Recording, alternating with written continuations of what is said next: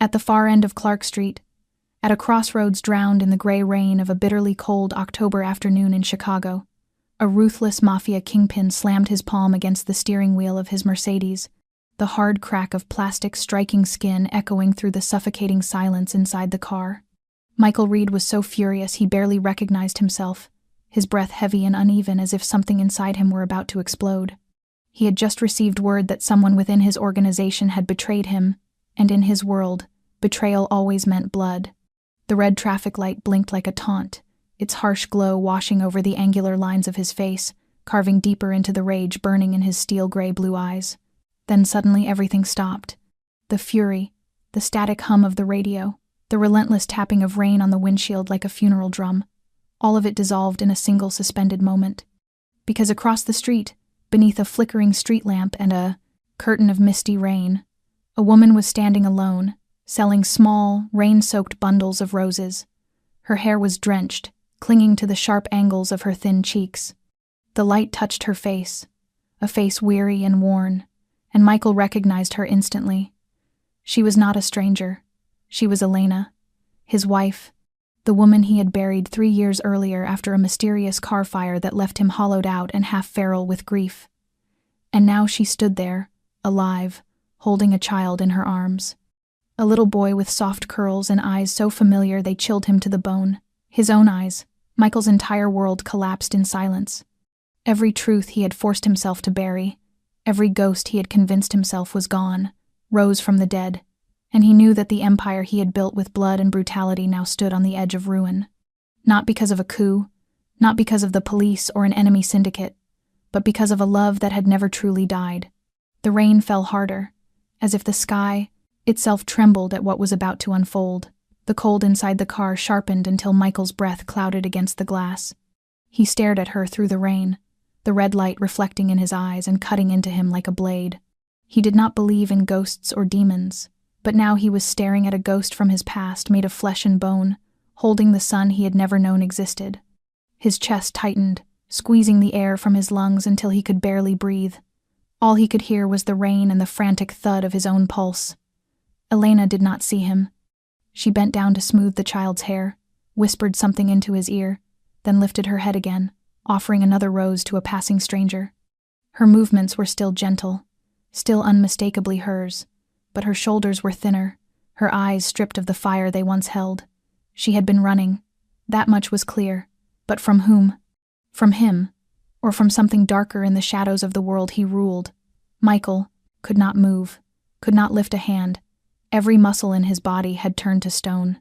He wanted to throw open the car door, run across the street, pull her into his arms, and demand answers to the 100 questions roaring through his mind, but he stayed frozen. Because in that moment, what he felt first was not joy, it was fear, a sensation Michael Reed had not allowed himself to feel in years.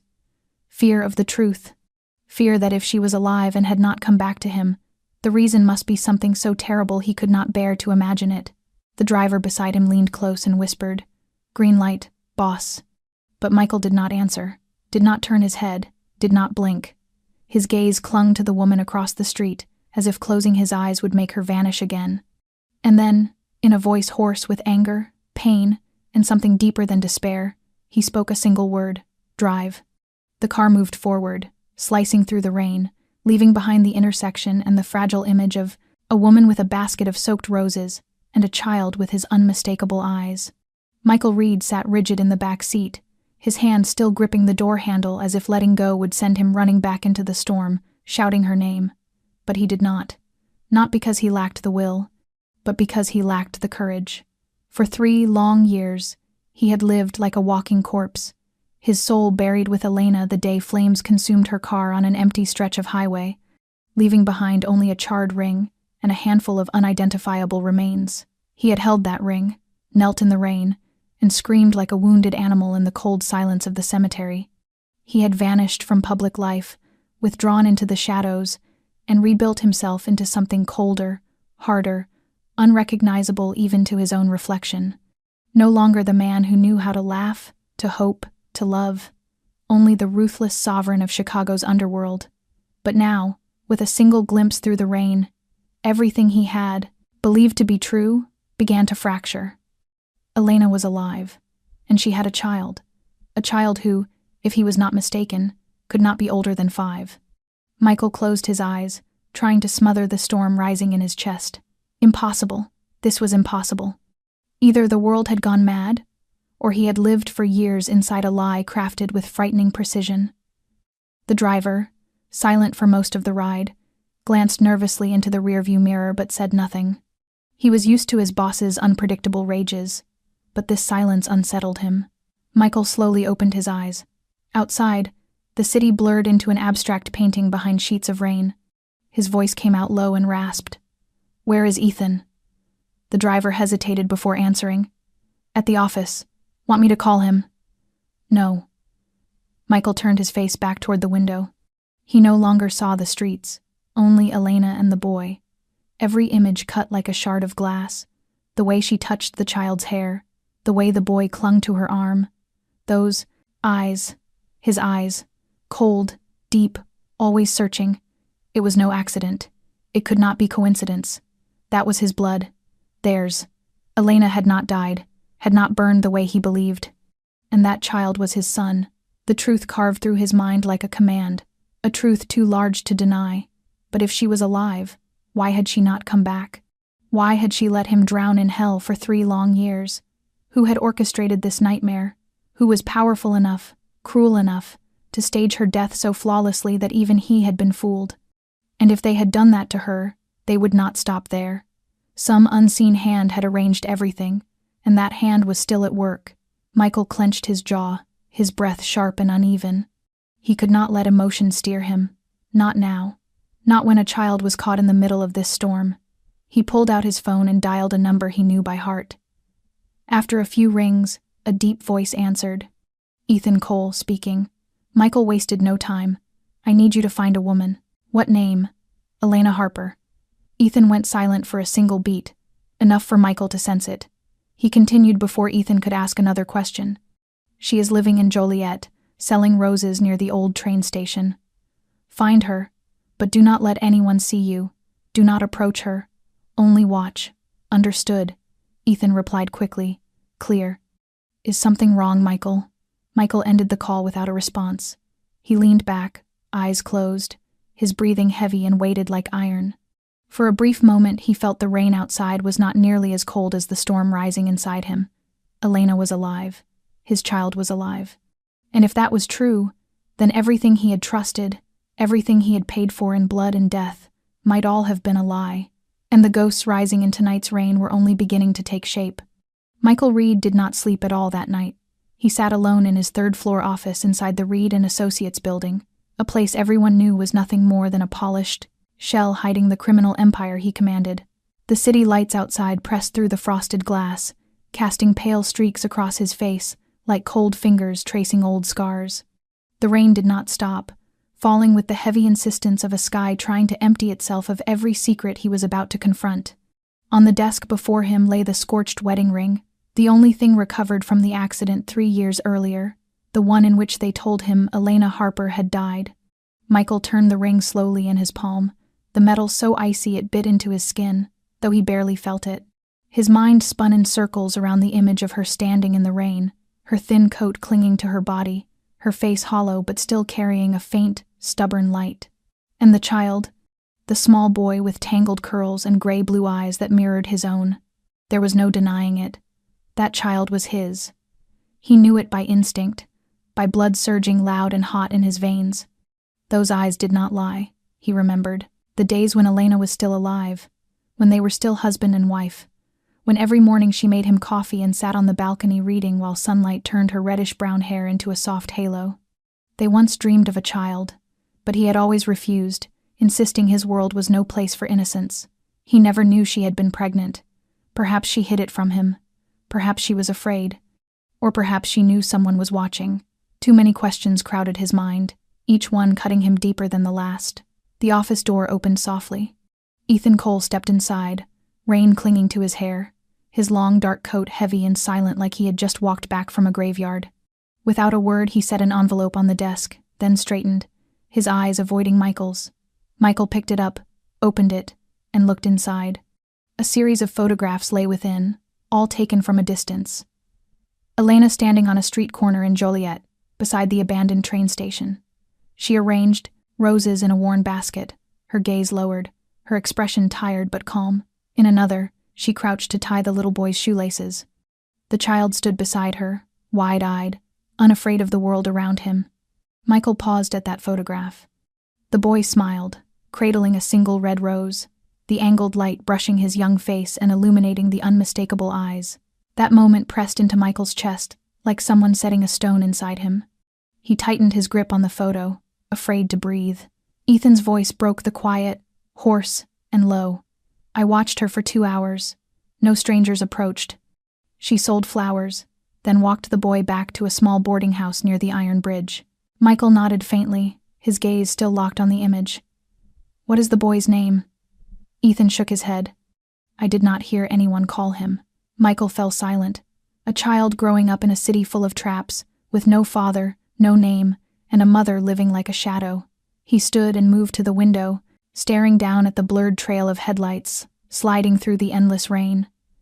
Each drop that struck the glass felt like a repeated question in his mind. Why?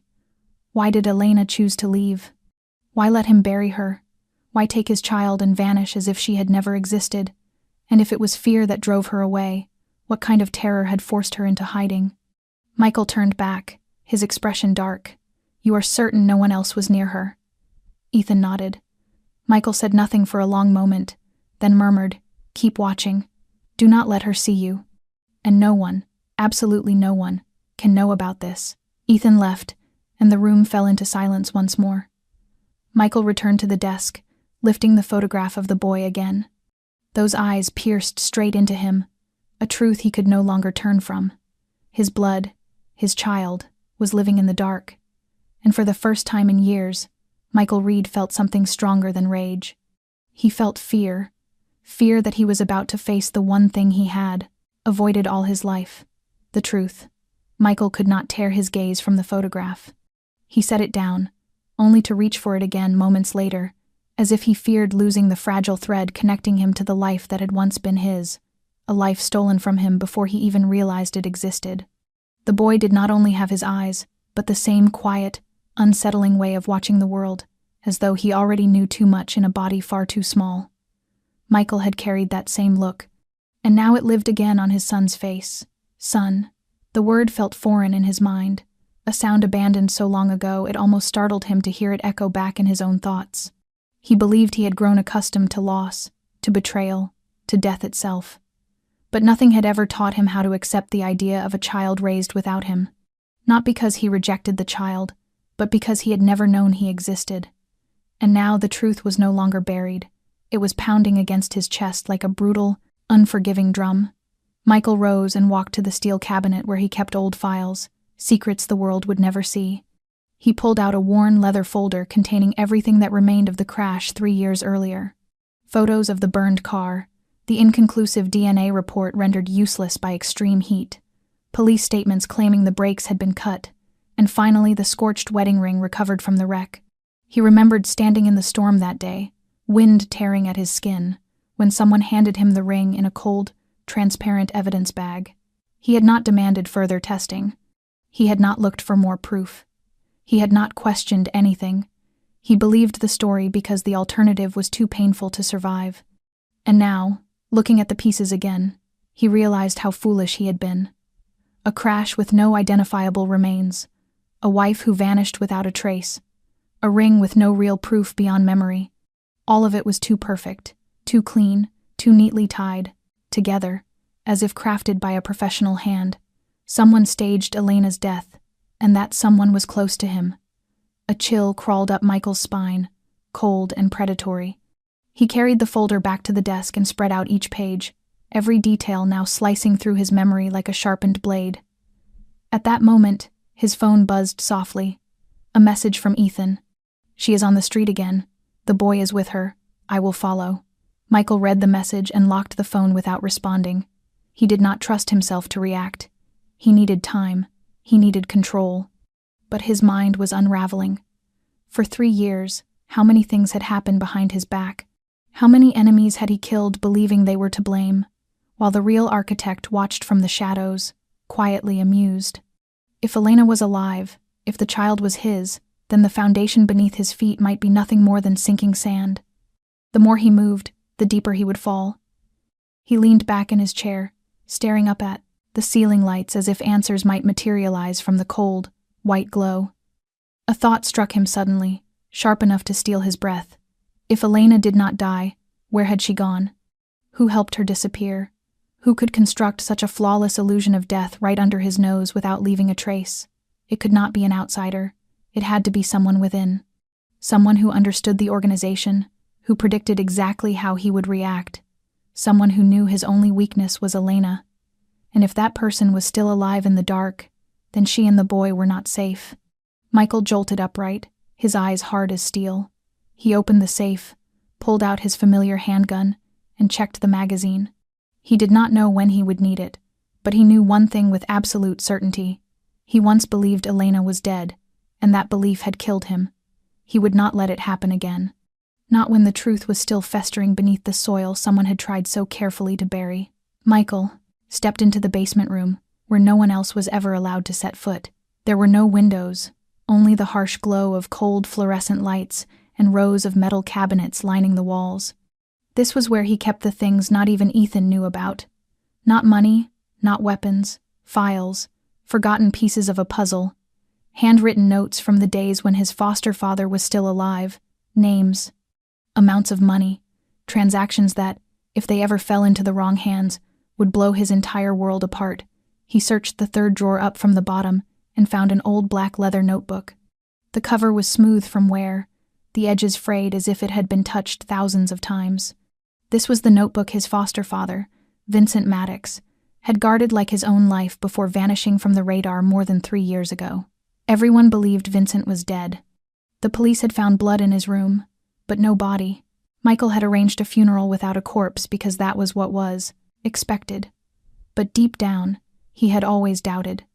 Vincent had never been the kind of man who went down easily, and now that he had seen Elena alive, every assumption about death felt like part of a cruel joke.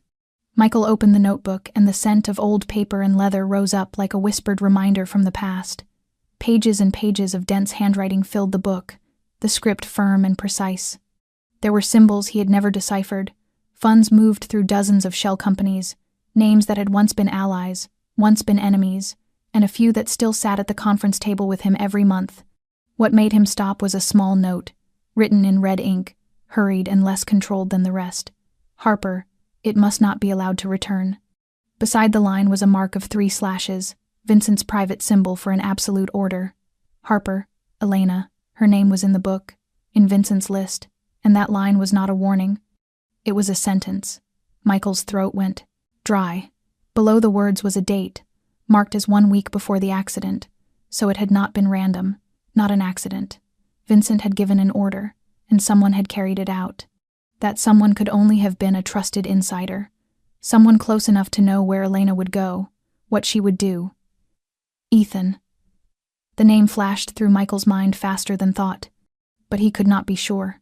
Ethan was the only one who had stayed when every other trusted man had either betrayed him or been eliminated. Ethan was the one who had saved his life in El Paso, the one who had watched his back in negotiations with the Russians. But Ethan was also the man who knew Elena well, who knew every corner of the system. And he had once been the only person Michael allowed free access to this basement archive when Vincent was still alive. Michael closed the notebook, his gaze fixed on the red ink as if it might reveal the rest of the truth. 1 week before the accident, 1 week before Elena disappeared. If Vincent had ordered her elimination, then why? Because she knew something, because she had seen something she was never meant to see, or because she was carrying something he would not allow to exist. Michael froze. The child. It was not just Elena's existence that made her a target. It was the child in her womb, Michael's blood. A man like Vincent would never allow the future of his empire to slip beyond his grip. If he knew Elena was pregnant, that alone would be enough to mark her as a threat to be erased. Michael left the room, his heartbeat pounding like a war drum, his hand clenched tightly around the black notebook. He could not believe he had missed it for 3 long years. That in his own empire, under his own watch, The woman he loved and the child he had never held had been placed on a list of those who had to die. And now he knew. He knew who had signed that sentence. He just did not yet know who held the knife, but he would find out. And when the truth was dragged up from the cold ground, whoever had buried it would be the one forced to fill their own grave. Michael did not return to the office. Instead, he drove straight south, following the old route out of the city to a bar tucked away in the forgotten streets of Chicago. He did not turn on the car's interior lights, letting the darkness swallow the jagged thoughts stabbing at his mind. In his hand, the black notebook lay like a curse, every page heavy as stone, pressing down on his chest with a fury he had never known. He had lived his whole life in the shadows, but never imagined that what he had protected would turn and stab him in the heart. He needed answers, not from documents, not from hurried notes left behind by a man presumed dead. He needed the truth from the mouth of someone still breathing, the one person who might have known Elena was alive and kept that secret. Ethan Cole was sitting alone in the corner of the bar, a glass of bourbon in his hand, the warm yellow light stretching his broad back into a long, tired shadow. He did not look surprised when Michael walked in. He simply lifted his eyes, gave a small nod, as if he had always known this moment would come. Michael said nothing at first. He pulled out the chair opposite him, sat down, and placed the black notebook on the table between them. Ethan looked at it without touching it, but a small muscle in his face twitched. Michael's voice came out low and cold as stone. "You remember this?" Ethan nodded. "Of course, Vincent's notebook. He never let anyone touch it, except you, right?" Ethan did not answer right away. He lifted his glass, took a sip, and set it down again, his gaze distant. "When he was gone, I thought nothing in there mattered anymore." Michael opened the notebook, turning to the page with Elena's name. His finger rested on the red line. "Harper, it must not be allowed to return." Ethan stared at the words in silence. He did not deny them, did not ask what they meant. The quiet weighed more than any confession. Michael leaned forward, his eyes sharp and unforgiving. "Why? He knew she was pregnant, did he not?" Ethan gave a slight nod. "Someone told Vincent. Someone in the organization saw her at a clinic. He lost his mind. He said if she carried that child, it would become a threat, a child with red blood that did not belong to him. Vincent would not allow anything beyond his control to exist." Michael's hands tightened, the veins in his head ready to burst, and then he ordered her killed. Ethan exhaled, his voice dropping. "Not at first. At the beginning it was only surveillance, but when she disappeared for several days, he told me to find her. I did. I found her. She was in a small apartment near the Des Plaines River, her belly already large. I could not follow that order." Michael went still. His rage did not erupt into a shout. It settled into a deadly quiet. Ethan went on, his voice thick and heavy. "I helped her leave the city, took her to Joliet, arranged a place to stay, false papers. Then I staged the crash, made a deal with the police, burned the car. I gave you the ring." The words slid into Michael's heart like a blade of pure ice. He remembered how he had gripped that ring until his palm bled, how he had held it when he buried Elena, how he had screamed her name in the rain like a man stripped of sanity. So all that time, Ethan had known. He watched Michael sink into the abyss, watched the torment eat away what was left of his humanity, and stayed silent. Michael stared at Ethan, his voice ragged but sharp as a knife. "Why did you not tell me?" Ethan met his gaze. "Because if you knew, you would have gone after her. And if you found her, others would find her too. I could not protect all three of you. I could only keep her and the child alive." Michael did not blink. He did not tremble. But inside, something was splintering apart. He did not know what was worse, that Ethan had betrayed his trust, or that he had done it to preserve the lives of the people Michael loved. And deep in Ethan's eyes there was no plea, no excuse, no visible regret, only a tiredness that had been there for a very long time. Michael rose from his chair without another word. He left the notebook on the table and walked out of the bar, leaving behind a man who had chosen to carry the burden of all three of them. But as he stepped into the night, he knew one thing. Whatever the reasons, whatever the sacrifice, none of it mattered anymore, because now Elena was no longer safe. And if someone knew she was alive, then the child no longer had much time. The car moved through the night, its engine blending with the cold wind whistling through the narrow alleys of Joliet. Michael drove without direction, yet deep inside he knew exactly where he was going. The small rented room at the end of the riverfront street, the one Ethan had mentioned. A place with no name on the underworld map. A place meant to be safe, though for Dudley, Michael, nothing in this world felt safe anymore. He did not call ahead, did not warn anyone, did not pause to weigh right from wrong. In his mind there were only two things left: Elena and the child. The only things in existence he could not allow himself to lose again. When he reached the mouth of the alley, he turned off the headlights, stepped out with his gun concealed at his side, his gaze drawn tight like wire. He cut across an empty lot where an industrial plant once stood, now nothing more than broken walls stained by time. The streetlight flickered weakly overhead. The rain had stopped, but moisture hung thick in the air, making the night feel heavy and close. He halted when he saw the small wooden house, its front door shut tight, curtains drawn, no light inside. But he knew they were there, a certainty deeper than evidence.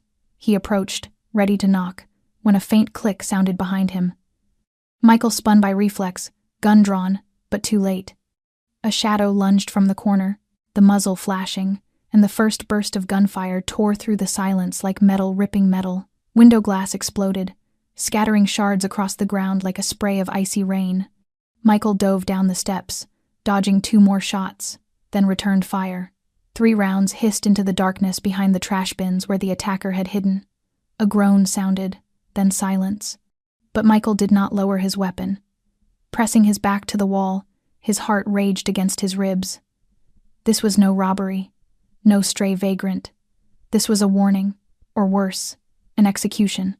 He edged sideways, peered into the shattered window. Shadows shifted.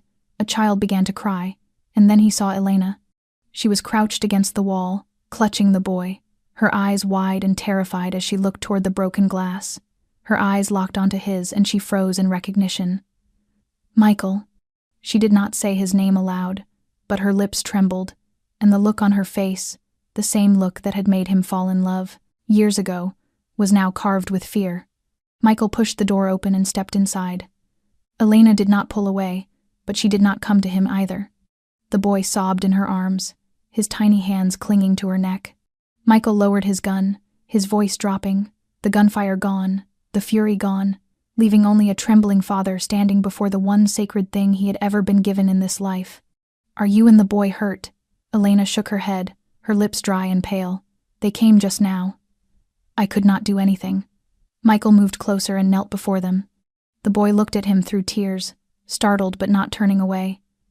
Those eyes stabbed into Michael again, making it hard to breathe. He touched the child's small shoulder, his voice shaking. "What is his name?" Elena swallowed hard and whispered, "Jacob." Michael pressed his lips together, pain and tenderness twisting inside him until it hurt to stand. "You should have told me." Elena shook her head, tears spilling over. "I was going to, but they knew. They watched me. If I reached out to you, you would have died. I believed that." Michael bowed his head. She had chosen to lose him in order to save him, and now she was the one hunted. He glanced around the room. A bullet lodged in the window frame, a shard of glass lying near Jacob's foot. No one would be safe here another minute. Michael stood, grabbed his gun. "We have to leave. Now. I have a safe place." Elena lifted Jacob into her arms and rose, but before leaving she looked straight into Michael's eyes. "There is something you need to know. Ethan knew I was alive. He helped me escape. He staged the accident. He hid everything from you." Michael stood still, not from shock, but from confirmation. He had already known, but hearing it from her felt like someone hammering nails through the coffin of trust. He said nothing, only nodded. Then he opened the door and led them out. The night swallowed the 3 of them as they slipped away from the house marked by blood and broken glass. But Michael knew this was only the first shot. The real war waited ahead. Michael brought Elena and Jacob to a safe house on the western outskirts of Chicago, once used to shelter high-level witnesses in the most dangerous operations. A small 2-story structure of gray brick, hidden behind towering oaks and a locked iron gate. No one except him and Ethan knew of this place. But now even Ethan's name felt like a quiet blade lodged beneath Michael's ribs. He drove without speaking, his grip on the wheel white and shaking, his jaw clenched as fury built inside him with every mile. Elena held Jacob in the back seat, soothing him, her gaze flickering toward Michael through the rearview mirror. She said nothing, because she knew Michael Reed's anger was a storm. But this was no longer the anger of a crime lord betrayed. This was the fury of a father who had watched his son nearly die at the hands of people who once called him family. When they were inside, Michael gestured for Elena to lock the doors, draw the curtains, and stay upstairs with Jacob. He walked straight into the small weapons room behind the kitchen. His hand slid over guns, knives, magazines, and with each weapon he touched, Vincent Maddox's face rose in his memory, along with the red ink sentence in the notebook. Harper, it must not be allowed to return. It had been 3 years since Vincent vanished from the map, leaving Michael to inherit the empire, the blood-soaked kingdom, the unfinished business. But now Michael saw the truth. Vincent had not disappeared. He had retreated, manipulating everything from the shadows. Elena alive, Jacob nearly killed, and Ethan knowing all of it, yet staying silent. This was no private secret. This was a declaration of war. Michael pulled out his familiar Glock, loaded it, tucked it into the holster beneath his jacket, and returned to the living room. Elena stood at the foot of the stairs, her expression a mixture of fear and resolve. "Where? Are you going?" Michael paused, his voice low and cold. "To find the ones who pointed guns at my child." Elena stepped forward and touched his arm. "Do not do anything reckless. They are still watching." Michael clenched his jaw. "I do not care. If they want a war, I will show them what destruction looks like." He had forgiven long enough, stayed silent long enough. But from the moment Jacob cried in his mother's arms, and Michael's own blood boiled inside him, he knew the role of a kingpin no longer mattered. He was a father, and no one had the right to touch what was his. He pulled out his phone and dialed a number he had not used in more than 3 years. A deep male voice answered after several rings, worn rough like old whiskey and smoke. Michael spoke plainly. "I need you to summon the classic unit. Meet me in 1 hour at Warehouse 5. Tell no one." The voice did not ask why, only replied, "Understood." Michael hung up and turned to Elena. "Stay here with our son. No one will find you, I promise." Elena held his gaze for a long moment, then nodded softly. When Michael stepped outside, rain began to fall again, each drop heavy as metal against the hood of the car. He was no longer the man who had stood alone in an office mourning a death that never happened. He was a father reborn the moment he saw his son's face. And he would not stop until the ones who dared touch his family were brought to their knees, begging for mercy. Blood would be met with blood, and this time there would be no negotiations. Warehouse 5 sat deep within the abandoned industrial district on the city's southern edge, a place that had once been the organization's primary distribution hub during the glory years under Vincent Maddox. Now it resembled a mausoleum more than a headquarters, coated in the dust of time and the long, heavy silence of things left behind. When Michael arrived, the rain still fell, his headlights stretching thin, uneven streaks of light across the cracked concrete. The metal door slid open with a grinding clang, revealing 3 men waiting inside around a worn wooden table. None of them spoke when Michael entered. He looked at each in turn, not in greeting, but in recognition. The first was Jonas, a former assassin who had vanished after a slaughter in Philadelphia. The second, Marcus, a weapons expert marked for execution by Vincent but spared at the last second by Michael. The third was Caleb, the strategist who had once mapped the entire northern pipeline. They were men who no longer owed loyalty to the organization, but who owed their lives to him, and he had come to collect that debt. Michael pulled out a chair, sat, and placed his Glock on the table. He did not waste words. "I need the 3 of you. 1 week, silence, no questions, no mercy." Jonas raised a brow but did not object. Marcus drew a long drag on his cigarette before crushing it out. Caleb spoke first. And in return, Michael held his gaze without blinking. "Freedom. No. Pursuit. Enough money to disappear forever. I wipe your names from every system." No one argued. In their world, Michael Reed's word carried more weight than any blood contract. Caleb nodded first. Marcus smirked faintly. Jonas followed. The pact was sealed, not by ink, but by the eyes of men who survived the dark. Michael spread out a map of the city. He pointed to 3 locations. One was Vincent's old office, where he had entertained international clients. 2 was the Western Warehouse, now the new coordination center. 3 was the mountain estate where Vincent had once retreated each month. Michael spoke quickly, sharply, each word like a bullet. Vincent is not dead, he only pulled back. And now he wants to wipe out whatever is beyond his control. The boy, my wife, they are targets. Jonas frowned. Wife, boy. Michael did not explain. They did not need the details. They only needed to know the target was not a drug lord, but Vincent Maddox, the man who created everything and now intended to burn it down to rebuild it. Caleb narrowed his eyes.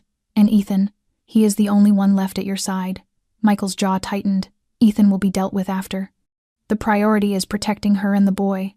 Marcus studied the map and murmured, if Vincent truly is alive and planning something, we will not have much time. He never waits long. Michael nodded. I do not need time. I need precision. We strike first, loud enough to drag him out. Jonas pulled a small device from his coat. I still have the code to track his old satellite link. If he is using that relic of a phone, we can find his location within a 500-meter radius. For the first time that night, a glint sparked in Michael's eyes. Do it. Caleb folded the map. 1 week. Then we disappear. Michael nodded. 1 week. No one knows you are alive. No one knows I met you. When Michael stepped back into the night, the rain had thinned, but the sky remained low and heavy, as if waiting for something to break. He knew. He had just forged an alliance with no road back, but he also knew that only men who had nothing left to lose fought without fear, and he himself had nothing left except a woman and a child trembling in the dark. Blood would spill, death would come, but this time he would not be the one burying bodies. The man who believed he still controlled everything would. The safe house where Elena and Jacob hid lay wrapped in a silence so fragile it felt like the walls themselves were holding their breath. After Michael left, Elena checked every window latch, every lock, then took Jacob upstairs and lulled him with the old songs she used to sing in the small house they once shared in the northern suburbs. But the melodies now felt as though they drifted from another world, a world she once believed she had lost forever. Jacob lay still, eyes half closed, but his hand clung tightly to her wrist, as if sensing the storm circling them. Elena brushed her fingers across his cheek, her heart tightening painfully. She could never have imagined Michael appearing like that, not as a memory haunting her, but in flesh and blood, with the same eyes yet a heart now carved by tempests. She had not expected him to find her on the very night she needed to stay hidden the most, and she never imagined the life she had protected for so many years would now stand at the brink of being erased by the very past she had loved and sacrificed for. In the kitchen, she wiped away the last faint drops of rainwater on the floor from the night before. The shards of glass from the attack remained etched into her mind. The gunshots, Michael's sharp breaths, Jacob's silent scream. She had believed that leaving that world behind would keep her son safe. But Vincent Maddox never let anyone leave. He never forgot, and he certainly never forgave. She remembered the night Ethan came to her. He had not hesitated. He had simply looked her in the eye and said, "You must disappear. For the child. For the child." Michael. Elena had believed him. He had helped her. But knowing now that Michael had been kept in the dark, that Ethan chose silence over truth, filled her with a quiet, cutting bitterness. He had stolen Michael's chance to be a father. And now, as everything unraveled, Ethan was the one she feared she could no longer trust. The kitchen light flickered once, then steadied. Elena startled. Instincts she thought had died roaring back to life. She checked the window again. Outside, the night was damp and restless, rain tapping the roof in heavy, uneven beats like a suffocating heart. Then she saw it. In the small backyard, something did not belong. A bouquet of red roses. Lying in the grass, no footsteps, no voice, no shadow. Just the roses, as if they had grown out of the earth itself. Elena opened the back door and stepped out, her gaze fixed on the bouquet. The night wind chilled her skin, tossing her hair across her face, but she did not brush it away. Barefoot, she crossed the damp grass. When she bent to pick up the roses, a small folded note slipped out. She opened it with trembling hands, 4 words written in smudged black ink. "His eyes are watching." Elena gripped the paper, a crushing tightness seizing her chest. She looked around, the trees swaying, the fence shivering in the wind. No one, but she knew. Someone had been here. Maybe still was. And this message was not meant just for her. It was a warning, or a threat. She rushed back inside, locked the door, pulled every curtain closed, and leaned against the wall, her heart racing. If Vincent had found a trace of them, if his men were toying with her like prey, then time for her and Jacob was slipping away fast. Roses, once her way of earning a living, were now symbols of a closing darkness. Flowers and shadows, blood and silence. Elena looked toward the stairs where her son slept, then tightened her grip on the note. Something was coming, and it would not arrive with guns alone. It would come, carrying a past that had never truly been buried.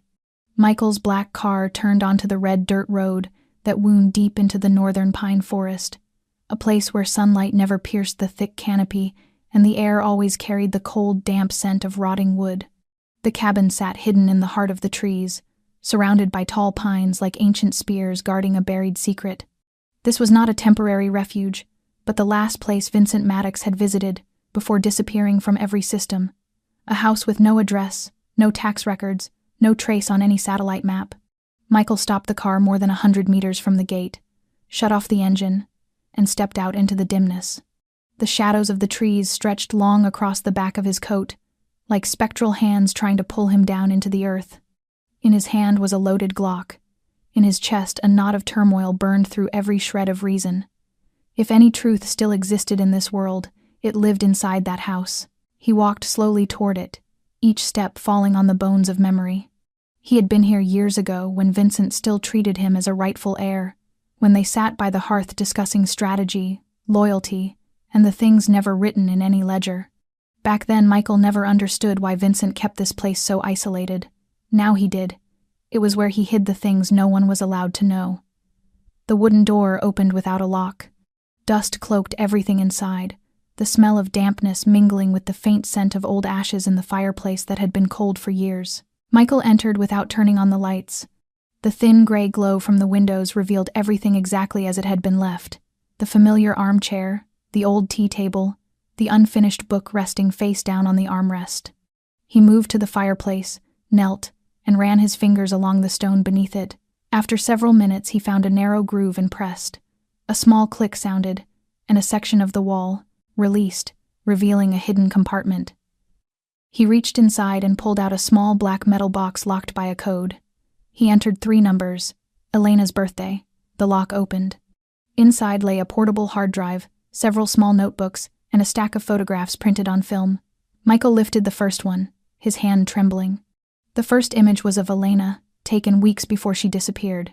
She was exiting a prenatal clinic, an ultrasound document in hand, her expression tight with worry. A figure followed her at a distance. The next photograph showed Ethan speaking to an unidentifiable man, the two of them standing outside the apartment where Michael once believed Elena had died. Then came an image of Vincent, sitting in a dark room, signing a document Michael instantly recognized as an authorization for a purge. These photographs were not merely evidence. They were confessions whispered from the shadows. Michael looked at the hard drive, knowing it might contain names of the disappeared, the manipulated, and the deals that never saw the light of day. And among those names could be the one Vincent had planted beside him, the one still watching him, the one who might be dangerously close to Elena and Jacob even now. Michael packed everything into his bag and walked out, but he paused at the doorway. The cabin, once Vincent's hidden throne, was now nothing but a hollow corpse of decayed power. Yet the secrets buried inside were still alive, and bringing them into the open meant placing his life on the board. But he had already lost too much. Elena had lost 3 years living as a ghost. Jacob had been born into hiding, and now it was his turn to drag everything out of the dark, even if it meant sacrificing himself. Outside, the wind howled through the pines like the sighs of restless souls. Michael walked faster, clutching the hard drive, eyes fixed on the car. There was no time left for hesitation. The real war was about to begin, and it would not be for vengeance alone. It would be to save the last untainted piece of himself. Jacob. Ethan sat alone in the dim room on the upper floor of a small hotel at the edge of the western suburbs, far from the noise and further still from the trust he once held. In front of him sat a watered-down drink, a thin stack of documents, and the empty chair where Michael had once sat countless times before. Tonight, that emptiness felt like a chasm. Ethan knew he stood at a crossroads with no path back. He had chosen betrayal, though not for power or gain. He had chosen to protect Elena and Jacob. But he had never imagined Michael would uncover everything. The look Michael gave him the last time they met haunted him still. A blade that did not slash clean, but carved deeper with every passing hour. Ethan had believed he could withstand that look. Believed silence was the only way to keep all three of them alive. But now he no longer knew what was right. From his inner pocket he drew a small USB and set it beside the glass. It was a copy of the hard drive Vincent kept in the forest cabin, the original now in Michael's hands. Ethan had been ordered to destroy all data if Vincent ever fell, but he had hidden it instead. Not out of betrayal, but because his conscience had not died completely. Inside were records of black market dealings, lists of embedded operatives, and, most importantly, a plan called Reconstruction, a strategic purge of every person ever connected to Vincent but no longer loyal, including Michael. Ethan knew that now he either gave this USB to Michael or let himself be swallowed forever by Vincent's machinery until no trace of him remained. But he also knew that if he handed it over, blood would spill. Not only that of enemies, possibly his own, possibly Elena's, possibly the child's. His phone vibrated softly, cutting through the silence. A message from an unknown number. Only 2 words. It's time. Ethan stared at the screen for a long moment before turning it off. He stood, slipped the USB into his coat, and left the room without looking back. Below, a black SUV waited, the driver wearing dark glasses despite the night. He said nothing when Ethan climbed in. They drove through the empty streets like ghosts, searching for one another in the dark.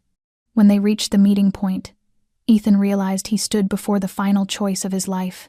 The safe house where Michael sheltered Elena and Jacob sat quietly among the trees, its lights glowing faintly as though the house itself breathed carefully measured breaths.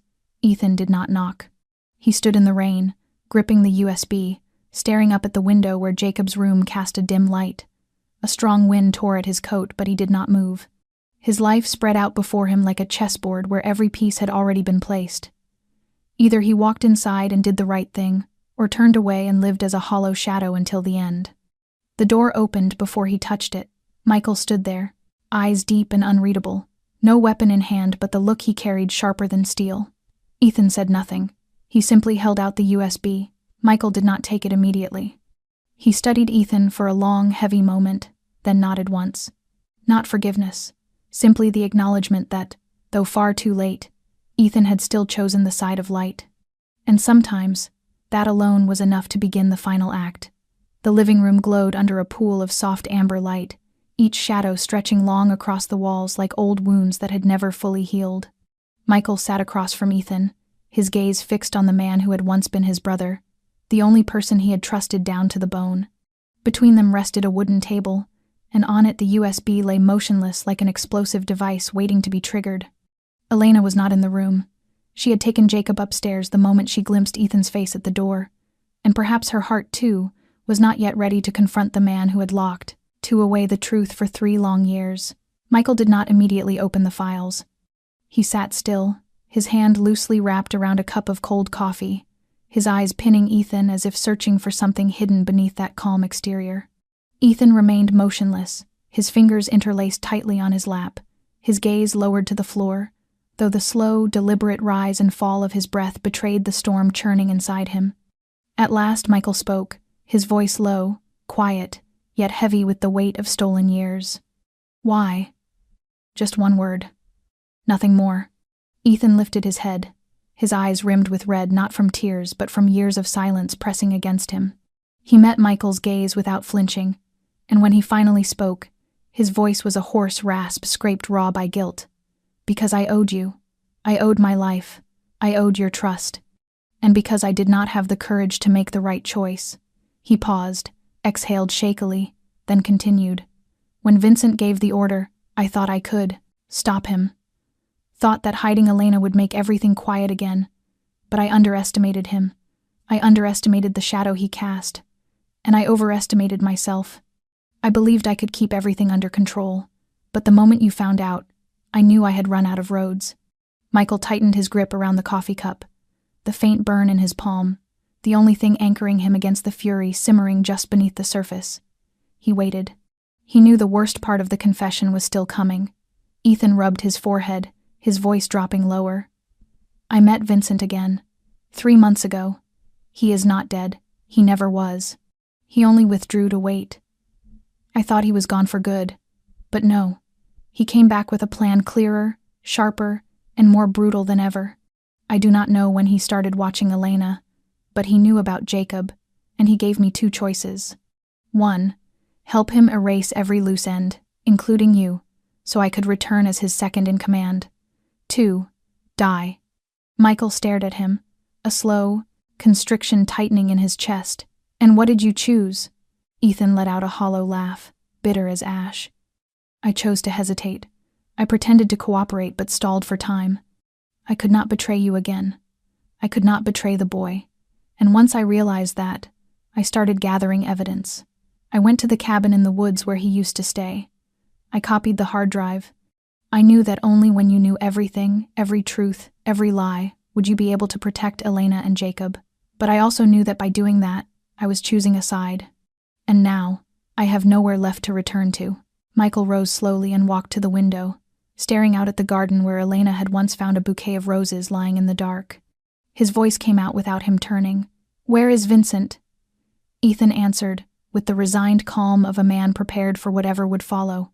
"He is in Pennsylvania, in an estate rebuilt over the old underground system. No one goes in or out without biometric codes. He is waiting, only for a signal from me to ignite the entire compound if he senses a threat to his secrets. And to him, Elena and Jacob are the greatest threat." Michael turned, and in his eyes was no longer the anguish of a betrayed man, but the cold, steady fire of someone who had seen the true shape of the devil. He walked to the table, picked up the USB, slipped it into his coat, then looked at Ethan for a long time. "There is no road back for you, but you can walk forward with me. This time, if you betray me again, I will not kill you. I will let Vincent do it, and you know exactly how he would." Ethan neither nodded nor shook his head. He simply stood, his expression not fearful but accepting, as someone who had already chosen his path. When the 2 men stepped out of the house, the night swallowed them not to hide them, not to erase them, but to illuminate their choices. And in Ethan's eyes, for the first time, burned a fierce resolve he himself had not known he possessed. Fire crackled in a night over an abandoned patch of land on the northern outskirts of the city, far from the center and from the electronic eyes of the organization. Michael, Ethan, and Caleb stood around the flames, each man quiet for a different reason. Smoke rose in twisting streams of gray, mingling with the wind's hiss and the dry rustle of leaves crushed beneath their boots. They had burned every printed document from the USB names, codes, locations, photographs, transaction records, passwords, everything, but the single digital copy Michael kept hidden where no one else could ever find it. Caleb broke the silence first. He glanced at Ethan, then at Michael. "Now we have the list, the plan, the blueprint of Vincent's movements. But he is still behind walls we cannot breach. What are you planning?" Michael did not answer right away. He looked into the fire, its light flickering in his eyes like reversed sparks tearing through his thoughts. His voice came slow and steady. "I will make him leave a fortress. If I cannot break the walls, I will make him open them himself. And he will only do that when everything he built begins to fall apart." Ethan nodded grimly. "Then we burn more, not just papers. We burn what he worships." Caleb lit a cigarette, inhaled deeply, then flicked a burning match into the fire. "There are 3 warehouses still active under false names. 1 in New Jersey, 2 others in Kansas and Nevada. If we hit all 3 within 1 week, he will have to respond. He will not allow his assets to be destroyed without showing himself." Michael nodded. "But first, I have to get Elena and Jacob out of Chicago. They are not safe anymore, not even in the safe house. I have a cabin near Lake Superior, off-grid, no signal, no one knows about it. They will stay there." Caleb lifted his eyes, sharp and focused. "I can send guards, old ones, silent ones, men who once served Vincent but were betrayed by him. They will not switch sides." Michael gave a small nod. "Do it." Ethan stepped back a little, looking up at the dark canopy of trees before turning again. "There is something else I have not told you. Vincent is working with someone in the government. I do not know who, but if he pulls a part of the system to his side, when he falls, many will fall with him." Michael's hands tightened. "Then we make sure he falls hard, not just falls, breaks." The fire flared as Caleb tossed in more old newspapers, its glow forcing their eyes into narrow slits. Ethan stood closer to the flames, letting its light wash across his face. For the first time in years, his face was no longer the shadow trailing behind Michael, no longer the man balanced on the razor's edge between betrayal and loyalty. Now it was the face of a man who had finally chosen a side, even knowing the path ahead would be made of blood and fire. Michael turned away from the fire, the wind snapping the edge of his coat. He did not look back, but his voice carved through the night. Prepare everything. In the next 7 days, every stone in Vincent's empire will explode, and when he crawls out from the rubble, I will be the first to look him in the eye, not to ask why, but to end it. Behind him, the flames continued to rise, and the smoke, once the thing that obscured truth, stood now as the silent witness of a declaration of war that could never be withdrawn. In the basement of an abandoned house on the outskirts of Joliet, the dim ceiling light cast a blurred glow over the wooden table where Michael had spread the last remaining files extracted from the hard drive. Each page was covered in names, identification codes, bank accounts, appointments, and locations encrypted with internal symbols that only members of the organization could decipher. Ethan stood beside him in silence while Caleb scanned line after line on his laptop, cross-checking each detail with the newly decoded data.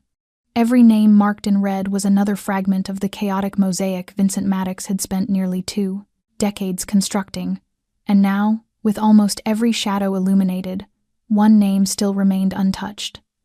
Michael pulled out an old handwritten letter tucked at the very end of the stack. The handwriting was shaky, uneven, clearly written in desperation. There was no signature, but the contents made it obvious that the writer had been someone on the inside, someone who had foreseen the coming purge and wanted to leave one final signal behind. At the bottom of the letter, a single line stood alone. The last keeper of the code is not in the system. He is Vincent's shadow. He is the final pair of eyes. Michael stared at that line for a long time, as if he were reading the history of his own life written back to him. The final pair of eyes. A man with no name, no file, no record, only a shadow. A blade resting at the back of his neck, one he had never noticed. Ethan stepped forward, picked up a photograph from the folder, and handed it to him. It was a covert snapshot taken at an auction in Philadelphia 4 years earlier. In the frame, Vincent was smiling as he shook hands with a tall, silver-haired man dressed like a politician, though his icy eyes belonged to someone who had seen too many deaths to ever fear them again. And behind him, nearly blending into the crowd, stood another man in a gray suit, his face indistinct but his eyes fixed directly on the camera. No one had noticed him then, but looking closer now, Michael felt his chest tighten. Those eyes, he had seen them before, not in files, not in photos, but in meetings, dinners, events that had seemed harmless at the time. Throughout the years when Vincent still ruled the underworld, the man had always stood there, unnoticed, unquestioned. A bodyguard, a driver, a logistics worker, he could be anything. But no one knew his name, and no one who might have known had lived long enough to speak of him. Michael sat down slowly, unable to look away from the image. Ethan asked softly, "You know who he is?" Michael did, not answer immediately. He closed his eyes, and memories surged like a film rewinding. One night long ago, when he and Vincent escaped an ambush by a hair, the man who drove their armored SUV through a blizzard had been this very shadow. Another time, when Vincent negotiated with partners from South America, the one who carried the briefcase into the room and vanished without a trace afterward, also him. He had no name. But he had a whispered myth that circulated quietly through the ranks, the whisper. No one knew the sound of his voice. No one had ever seen him angry. He did not kill with his hands, he killed with his presence. He was Vincent's eyes and ears. The final executor who existed outside all documentation, leaving no mark, no trace. Michael exhaled slowly, his gaze sharpening. If anyone held Vincent's biological key, it was him.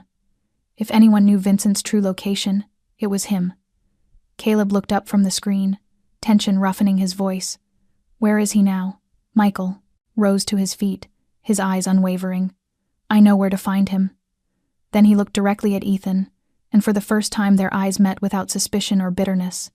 "Come with me. If he is the final pair of eyes, then I will be the last thing he ever sees."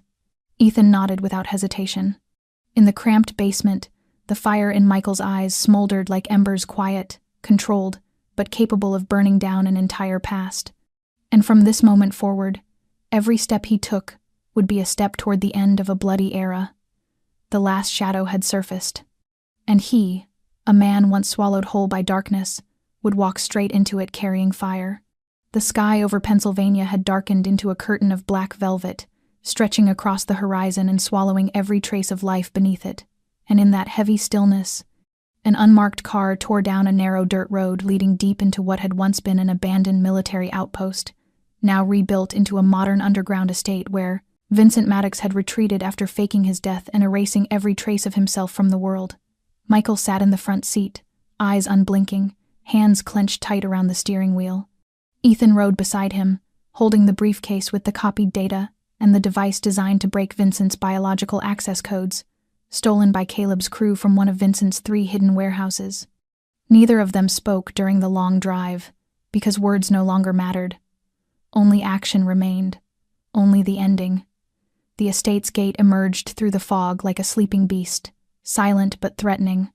The automated identification system scanned the vehicle, responding to the forged signal they had prepared in advance, and within a few seconds, the heavy steel doors began to part, revealing the stone path descending into the underground structure. Michael guided the car forward, each passing yard weighing heavier on his breath as they neared the heart of the place where power and cruelty had once ruled unchallenged. When the car stopped, both men stepped out, each carrying a case. Though only one burden was truly heavy, the decision never to turn back. The main door opened by fingerprint, but Ethan was ready.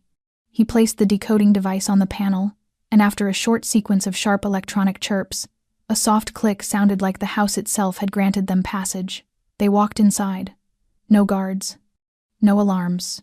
Only an eerie silence, as if Vincent had always known they would come and had been waiting. The long corridor, its stone walls cold and unforgiving, led to a final steel door that had once served as a control bunker, now reshaped into the private chamber of the man who had commanded an empire from the shadows. When Michael pushed the door open, the first thing he saw was not Vincent, but an old portrait hanging on the wall, an image of his younger self standing beside Vincent during an organization gala.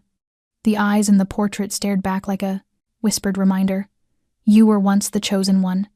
Now you are the destroyer. Then Vincent appeared. He did not step out of darkness. He had been sitting there all along, in the center of the room, like an aging king stripped of his throne, but still holding the gaze of a man who had made thousands bow before him. His hair was grayer now, but his eyes were bright, and his voice slithered across the stone floor like a serpent. You finally came. Michael did not draw his gun. He only stared at the man who had been a mentor, a father in everything but blood, the man who had shaped him, then tried to erase him. He asked, "Why?" Vincent shrugged. "Because you slipped out of my control. I thought you would be a better version of me, less ruthless, more calculating. But you grew something I could not allow. A heart. You let that woman ruin everything.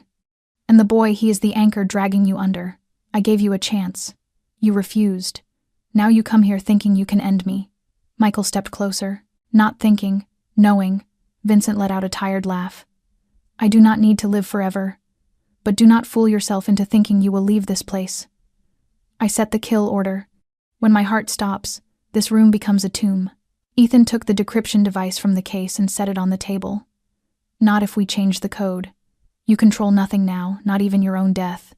Vincent fell silent. For the first time, a flicker of fear crossed his eyes. Michael pulled his gun, but he did not aim at Vincent's head. He aimed at the chest, where Vincent's heart still beat with the last remnants of power. He did not want Vincent's final words to be a threat. He wanted them to be an admission. And when the bullet tore through the chest of the man who had been his father, his demon, his master, Michael did not blink, because he did not kill him for revenge. He killed him to end a curse. The room stayed still. No explosion, no alarms, only the fading smell of gunpowder and the final breath of a dying empire. Maddox had returned, but only to die. Inside the frigid chamber where Vincent Maddox had just taken his final breath, Michael stood motionless within the stillness that followed death. No alarms blared. No self-destruction sequence ignited the way Vincent had threatened.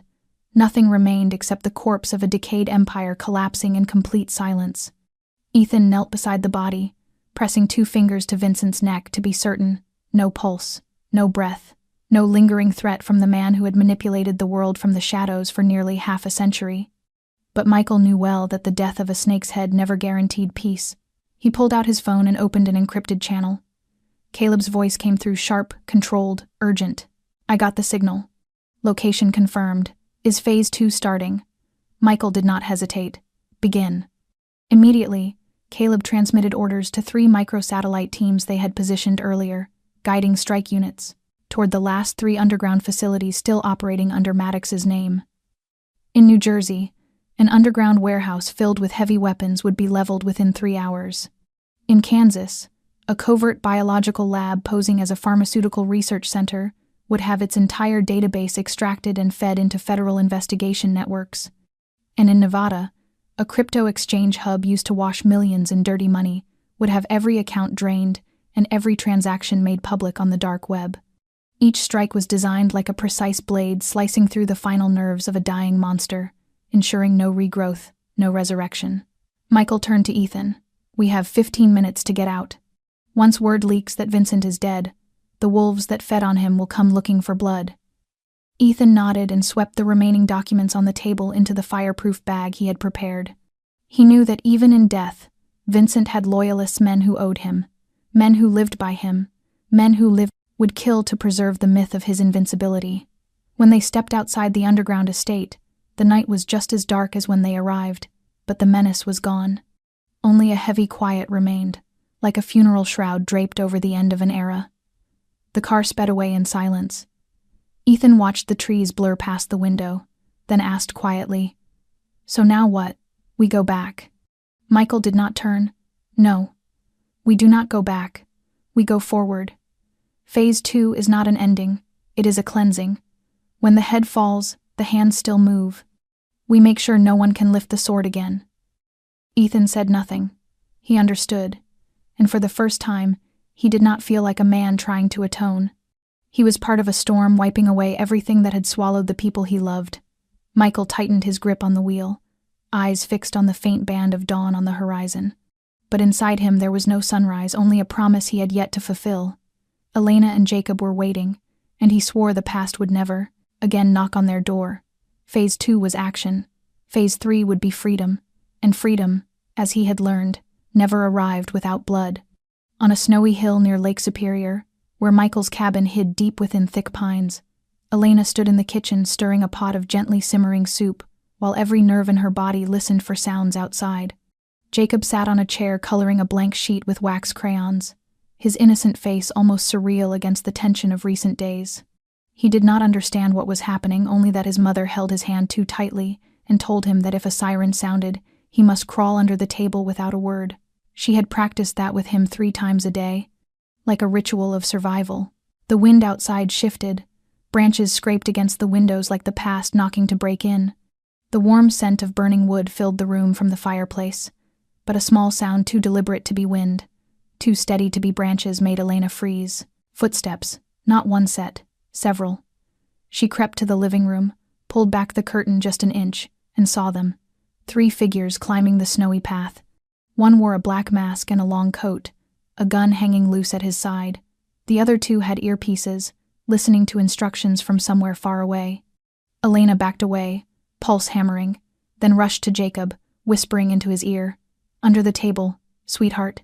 No talking, no crying, no moving. Mommy will come for you." Jacob nodded, tears trembling in his eyes but not panicking. He had learned his lesson. Elena grabbed the handgun Michael had left behind, her hands shaking but her eyes sharp. She had promised no one would ever come near her child again. Not ever. She turned off every light, pressed her back against the wall near the entryway, where she had a clear line of sight to anyone who entered. The footsteps grew louder. The door was locked, but only with a latch. They did not try to break it. They burned it. The smell of gasoline seeped through the cracks like a warning. Fire flared on the front porch, pressing heat against the wood as if anger itself had been set alight. Elena retreated, threw a wet blanket over the side door near the kitchen, then grabbed Jacob from under the table and ran toward the back. But flames had already crawled across the rear exit. Smoke rolled in from the floor, sliding through the smallest seams, swallowing the air. She coughed hard, eyes burning, but did not loosen her grip on her son. A sudden noise erupted from the basement. The hidden door behind the bookshelf swung open. Ethan appeared like a specter, his face streaked with mud and frost, a long gun in his hands. "Come with me, now. No questions." Elena simply nodded, clutching Jacob as she followed him down into the basement. The moment the door shut behind them, gunshots shattered the cabin above. The intruders were in. Ethan led them through a narrow escape tunnel beneath the cabin, emerging into a weather-beaten shelter halfway down the slope, a place Michael had once built as an emergency route no one knew existed. By the time they reached it, the daylight had dimmed, and behind them thick plumes of smoke rose into the sky, the cabin burning like a pyre for the life Elena had tried to protect. But she did not look back. She held Jacob close, her only focus on his small chest rising and falling. Ethan contacted Caleb over the radio. "They found us. 3 men, 2 down. 1 escaped north." Caleb answered sharply, "I'll handle it." Ethan lowered the device and turned to Elena. "Michael is on his way. He knows." She nodded, tears spilling silently. Not from fear, she was long past fear, but from the unfamiliar feeling of not having to protect everything alone. Someone was fighting beside her now. The distant fire painted the sky red, a warning of battles yet to come. But the path ahead was no longer a doorway to hell. It was the road where every ghost would finally be confronted. Elena held Jacob's hand tighter, her heart steady. Fire could take the house, but it would not touch her heart, not ever again. A pale gray dawn settled over the cold pine forest, the thick fog draping itself like a thin morning veil around the small shelter where Elena and Jacob had escaped the night's inferno. The scent of smoke still clung to the air, though the flames had been extinguished hours earlier, leaving only faint columns of steam rising from the charred foundation of the cabin that had once been their final place of safety. Michael walked slowly across the carpet of dry leaves, his boots coated in mud and ash, his face carved not with the hardness of a crime boss, but with the raw, quiet relief of a man who has found his family again after surviving a storm that tried to take everything. He stopped when he saw Elena sitting on the wooden step, her coat wrapped protectively around Jacob as the boy slept in her arms. They were whole, they were alive. He exhaled a long breath, one hand pressing against his chest as if to steady the part of him that still feared this was only a fragile dream. Elena lifted her gaze at the sound of his footsteps, and in that brief moment their eyes met and spoke everything words never could. She gently laid Jacob on the small bed inside, then stepped out and wrapped her arms around Michael, holding him in a long, trembling embrace. As though 3 years of loss and agony had finally melted away into a nightmare fading with the morning fog. There were no tears, no accusations, only silence after the storm, a silence so deep it felt as if the world had stopped to let them breathe again. Ethan stood a short distance away, leaning against a tree, his gaze fixed down the narrow path leading toward town. He did not interrupt their reunion. Some moments demanded the presence of shadows, not people.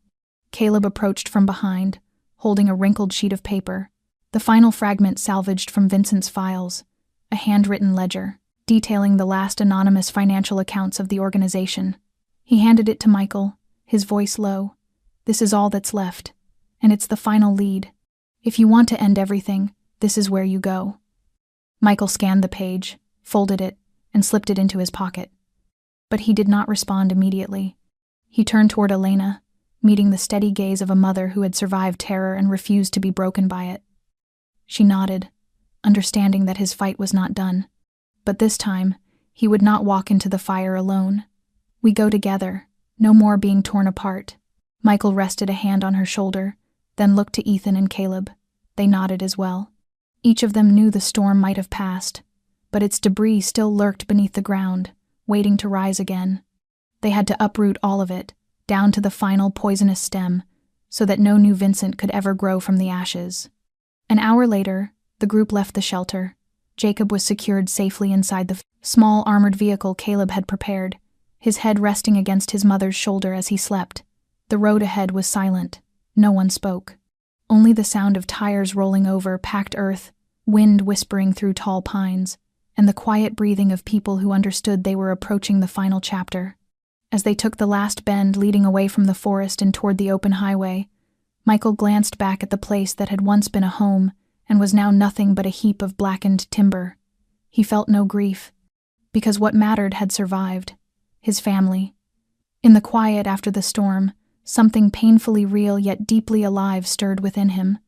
A reminder that he was still human, still capable of choosing something other than violence, not vengeance, closure, final, unshakable closure. As the car merged onto the highway, a glowing green traffic light appeared at the intersection ahead. Michael sat behind the wheel with Elena beside him, and Jacob asleep in the back seat. Ethan and Caleb followed close behind in the second car, keeping enough distance to respond to danger yet far enough to let the rare peace inside the lead vehicle remain untouched. No one spoke. They simply moved forward, leaving behind ashes, blood, and years of grief. The green light was more than a signal, it was a symbol. One path had ended. A new chapter had opened. No more Vincent. No more organization. Only people who had once been victims learning to live as survivors, and those who had once been lost choosing, finally, to walk with their own true steps. In the back seat of the second car, Ethan watched the horizon, his hand resting lightly on a worn notebook filled with shaky handwriting. He had lived long enough to understand that not everyone who betrays is destined to remain a villain forever. Some falter out of fear, out of love, out of weakness. What matters is whether they rise again, whether they dare face the shadows they created. And at the end of this story, perhaps you, the one listening, have known darkness in your own life. Perhaps you have lost someone, been betrayed, or fallen because of a wrong choice. But life always offers us a chance to begin again. Like Michael, like Elena, like Ethan. They are not perfect, but perfection was never what made them human. The lesson of this story does not lie in bullets or explosions or secrets burned into the light. It lies in the way people choose when there is nothing left to lose, whether to keep hurting one another or to find a way to heal together. And in the end, light will always appear if you have the courage to step through the darkness. How does this story make you feel? Have you ever lived a moment like Michael's, when the past chased you until you finally had to turn and face it? Share your thoughts in the comments. We truly want to hear the feelings that sit deep in your heart. And do not forget to subscribe, like, and share this video if the story spoke to you. Our channel will continue bringing you simple but emotional tales, memories that reach the quiet corners of the soul, and perhaps, somewhere in them, you may find pieces of yourself. Thank you for listening. We wish you and your loved ones good health, peaceful days, and a gentle, fulfilling life. Farewell, and see you in the next video.